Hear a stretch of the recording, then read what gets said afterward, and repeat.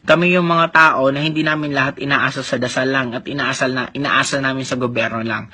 Kami yung mga tao na mga networker na nangangarap na magbago buhay, nangangarap na matulungan namin magbago buhay ng mga mahal namin sa buhay, nangangarap na isang araw darating ang time na hindi na kami nagtatrabaho, darating ang time kung nagbabakasyon man kami sa iba't ibang lugar dahil sa gusto na talaga namin, hindi dahil napupunta kami sa iba't ibang lugar dahil lang sa trabaho. Kumbaga para sa amin guys, sa mga lahat naman po hindi pa po kami naiintindihan, okay lang po yan, antayin nyo lang kami at tingnan nyo lang kami kasi dadami at dadami po ang networker sa buong mundo. Yun po ang masisigurado ko. Bakit kami dadami guys? Saan ka makita ng isang organisasyon na puro positive ang pinag-uusapan? Saan ka makakita ng isang organisasyon na nagtutulungan kami maghilahan pataas? Saan ka makakahanap ng organisasyon na pag malungkot ka, papasayahin ka? Saan ka nakikita ng organisasyon na pag malungkot ka, lalo kang tutulungan na maging masaya ka pa at makuha mo mga pangarap mo? Saan ka makikita ng organisasyon na kung nangangarap ka ng bisikleta, sasabihin sa'yo, hindi bagay sa yung bike, mas bagay sa yung kotse?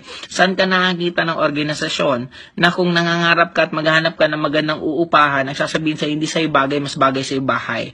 Saan ka nakahanap ng organisasyon na ultimo ang liit na ng tingin mo sa sarili mo, sasabihin sa'yo, hindi yan ang dapat sa'yo ganito? Guys, napakaganda ng organisasyon namin.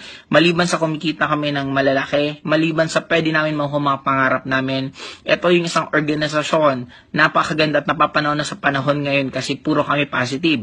Pinagtatawanan man kami ng ibang tao kasi daw puro daw kami power, puro kami pangarap. Ano ngayon? Ang importante, hindi kami umaasa sa inyo. Ang importante, hindi kami nang agrabyado ng ibang tao. Sabi ng ibang tao, nanloloko lang daw kami. Guys, paano mo sasabihin nanloloko kung kami nga ang gumigising sa mga tao sa katotohanan? Alam ko, may mga ibang taong nasasaktan. Alam mo bakit? May mga ibang tao na sasaktan pag naririnig kami magsalita, pag naririnig nila kami mag-seminar. Alam nyo? Bakit? Guys, kung tulog na tulog ka, at ang sarap ng tulog mo at gigisingin ka, anong pakiramdam? Matutuwa ka ba? Siyempre hindi. Mababadtrip ka sa tao, gumising sa'yo.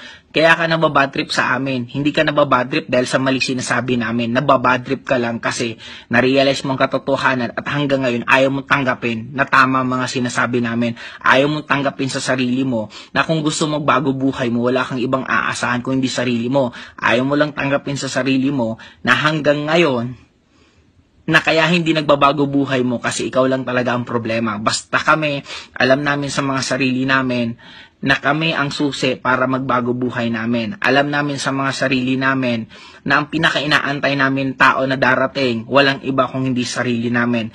Kaya guys, create tayo ni God. We are already perfect. Lahat ng kailangan natin for us to become successful nasa loob na natin. Ang kailangan na lang natin tiwala sa sarili natin. Ang kailangan na lang natin gisingin natin yung mga natutulog nating damdamin at natutulog natin ng mga talento na kailangan gisingin natin para makuha natin lahat ng gusto natin. Walang ibang pinakamasarap sa mundong to na bubuhay ka dahil sa gusto mo. Walang ibang pinakamasarap sa mundong to na bubuhay ka dahil sa choices na ginagawa mo, hindi dahil sa choices ng ibang tao. Guys, for me, tama na po ang norm na kailangan nung maniwala sa ibang tao, kailangan mabuhay mo sa iniisip ng ibang tao. For me, eto nang start ng panahon because of networking.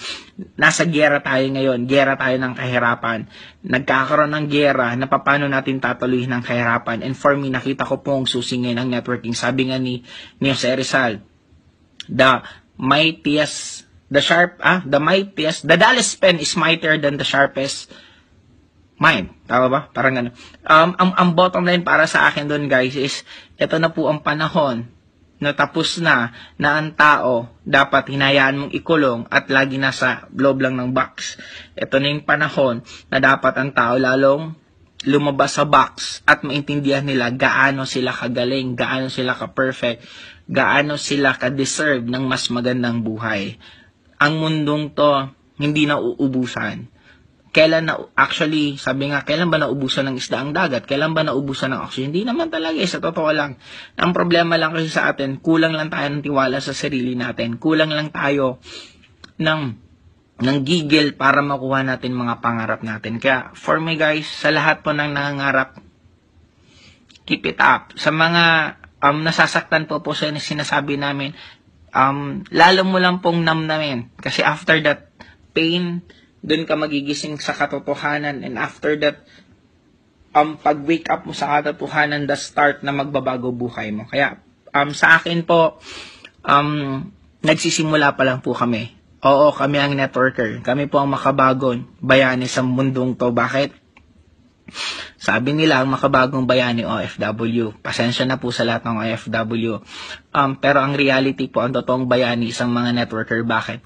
Ang networker po, tinutulungan po namin ang OFW na mag-for good na po sa mga lugar na tinitirahan nila. Kasi guys, wala na pong pinakasasarap kung tatanungin mo lahat ng OFW. Wala na pong pinakasasarap kapiling mo, mahal mo sa buhay. Kaya kami nandito.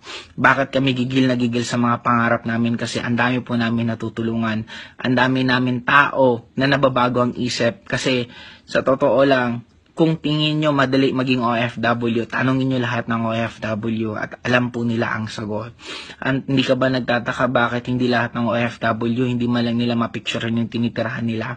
Hindi man nagagawa nilang magpa-picture sa magagandang lugar, sa magagandang structure ng building sa country pinagtatrabaho nila, pero it's very rare magpicture sila ng kinakain nila. It's very rare magpicture sila ng tinitirahan nila. Guys, sa lahat po ng OFW, nandito lang po kami, tutulungan po namin kayo para makuha yung mga pangarap nyo. At kami po yung mapagkukunan yung lakas ng loob para sa bawat pinanghihinaan kayo, sa bawat araw na parang gusto nyo na pong mag-quit, nandito lang po kami. Magre-remind at magre-remind kami sa inyo, kaya nyo yan. Mas nagawa nyo ng harapin yung mas mahirap na buhay bilang isang OFW. Mas madali na po ang dadaanan nyo bilang isang networker. Guys, alam ko gaano po kasakit ang isang OFW. Magpapasko na. Magpapadala ka ng pera. Sisendan ka ng picture ng mga handa nila sa Pilipinas. Lechon, hamon, prutas. Ang sarap, ang dami. Nakatingin ka sa cellphone mo, nakita mo yung mga kinakain nila. Paglingon mo, makikita mo sa plato kung anong kinakain mo. Kaya guys, kararin nyo na po networking sa lahat ng OFW. Ito po yung pinakasusi para magbago buhay nyo.